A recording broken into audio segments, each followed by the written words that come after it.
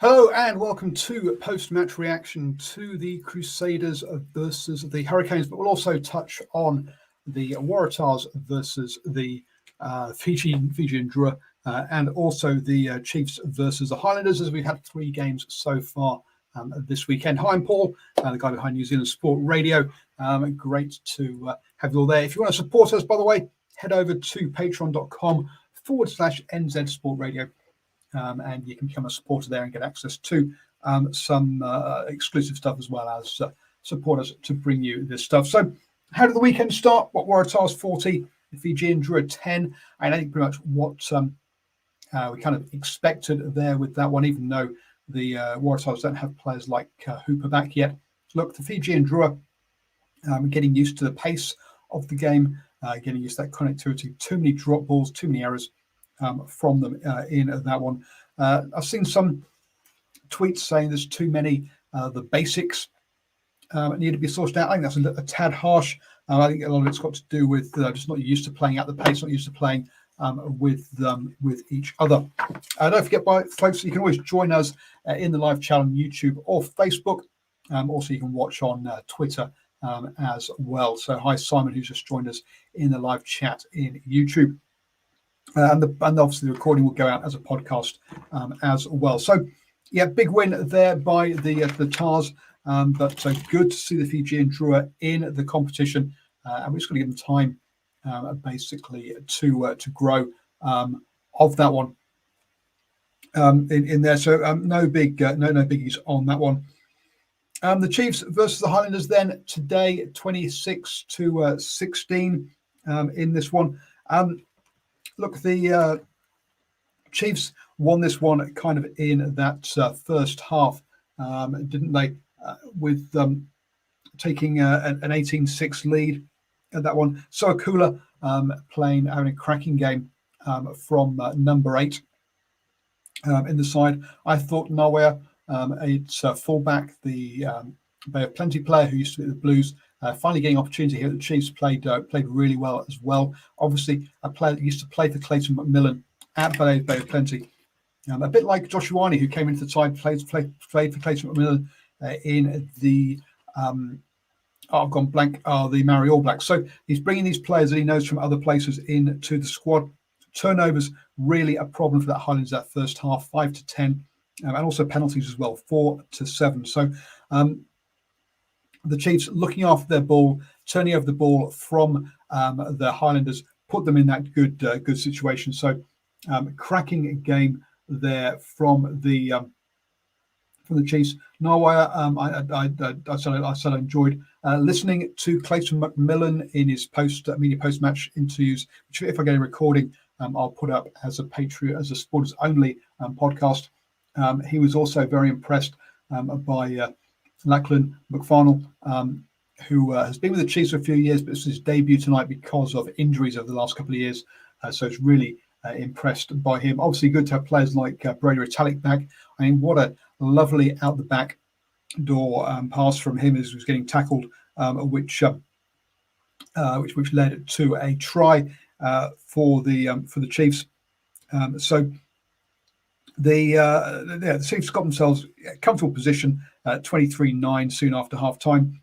Now the Landers did come back into it, but they had a try disallowed in the corner for a forward pass, and things just weren't clicking for them. There wasn't the accuracy there, and they just kept turning that ball over, which gave the Chiefs the win in the end. Look, the Chiefs line-out really did not function at all. I did ask Clayton about that one. He said, "Yep, my problem, my fault. I'm the guy." He's the guy who's coaching lineouts this year. So apparently, Brady Retallick had a problem with getting the sun in his eyes. New ground, and obviously without some big stands, means that things like that can happen. So something I guess to watch out for in future games in Queenstown is do other teams have problems around that sort of time of day with their lineouts because of sun in the eyes on one side in particular. I guess so. Yeah, from the Highlanders' point of view, look, it's just execution really around all of these things. Good to see Aaron Smith out there. I thought he had a lovely steal of the ball at one point, a real wake-up call to Xavier Rowe there, getting bossed by the boss in that one. But we saw a lot of experienced players coming off the bench, like Brad Weber, like Gatland as well, who really controlled that game for the Chiefs at the end there. So cracking start for the Chiefs. A couple of players perhaps disappointed with Darwai for the Highlanders, maybe getting used to the fact of the pace of the game at this level. He didn't have a particularly good first half and was replaced at half time. And we also saw Luke Jacobson replaced at half time as well. It took a bit of a knock there with that one. There's some pretty big defensive shifts in this one. Lenchis, whose try was disallowed, 17 tackles there. We've just missed one. He got through a ton of work. As did Ollie Norris, 14 tackles, non-missed. Soakula, not only all those runs and carries, but also 15 tackles. So Soakula, fantastic game in this one. Was really good. Moving on then to the Crusaders versus the Hurricanes. Look, I had the Hurricane. I thought the Hurricanes were in their chance in this one, but I underestimated Fergus Burke. I really didn't rate him coming into this game, but I was really impressed with him, particularly in that first half. I thought he started off really well for the Crusaders. Look, this game just went crazy towards the end. We have 5 tries in the last 20 minutes and a disallowed one as well. So really was a crazy last 20 minutes. The game just when replacements and tired players just meant that the whole game just really kind of opened up on this one. The commentators kept talking about the Crusaders having a penalty count issue, and it ended up 14 penalties by the Crusaders to 9 by the Hurricanes. But at one point in that first half, it was 6-1 penalties. So yeah, the Crusaders really early on gave a lot of penalties, which kept the Hurricanes in it. Then they had that yellow card just before half-time on 36 minutes for the Crusaders, and the Hurricanes just really, really failed to score in that point. It ended up being a score of 6-0 during that yellow card, and that's really where I think the Hurricanes lost this game. If you look at a lot of the stats, a lot of them are very even with the Hurricanes being up, but they just did not execute. Too many passes behind the backs. The line-out maul just was not working, but they kept on going to it. They needed to come off the top and do something different, but they didn't. They just kept with plan A and didn't adapt from that. I'd say that this execution by the Hurricanes just really was not there. Last passes, they got the breaks, they got the opportunities. Those last passes, they just weren't happening for them. We had that obviously a disallowed try for.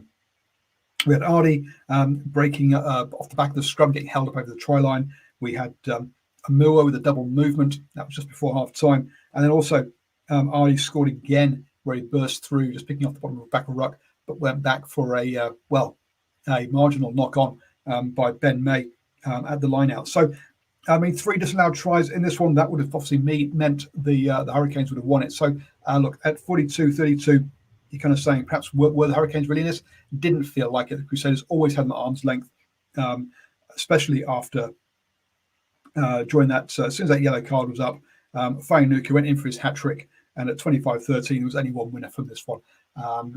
The Crusaders really looked very much in control. And when you think they've got players like Cody Taylor and Richard Mwanga to come back, there's a lot of you're going to have to go through the Crusaders to win this tournament. Let's be honest, a cracking start from them, 42-32. The Waratahs, though, will still top the table as they're the only ones who've got a bonus point so far. So Waratahs are clear, 1 point clear at the top, ahead of the Crusaders and then the Chiefs, who have both got 10 plus bonus points, but 10 plus points difference. But obviously the Crusaders having scored more points in that one. Coming up, Reds versus Rebels should be, I'm expecting a comfortable home win for the Reds. I won't be doing post-match reaction to that or the Brumbies versus Western Force tomorrow. But do join us at 8 p.m. on Monday for the Driving Maul show, where we will wrap up all the stuff, all the action and all the news from the weekend on that one. Look, some other issues. If you get a kick to Will Jordan, which is what the Hurricanes did early in this game, then you cannot lose games against the Crusaders. He had, even though he went off, I think he probably still had the most meters made just running at kicks back for fun. 125 meters running, and I say he got substituted before the end. Closest one was Geordie Barrett, who's there for the whole game, and really, again, trying to carry this team that is missing. Obviously, TJ Perenara in there as well, but yeah, he just couldn't quite do it. Shout out to Rackety Stones, had a good shift at prop for the Hurricanes before going off as well. Les Fanuku obviously got that hat trick, but I think Fergus Burke really went up in my estimations from this one, and I'll be obviously tipping the Crusaders for pretty much every game from now on. Join us on Monday, and hope you're having a cracking weekend.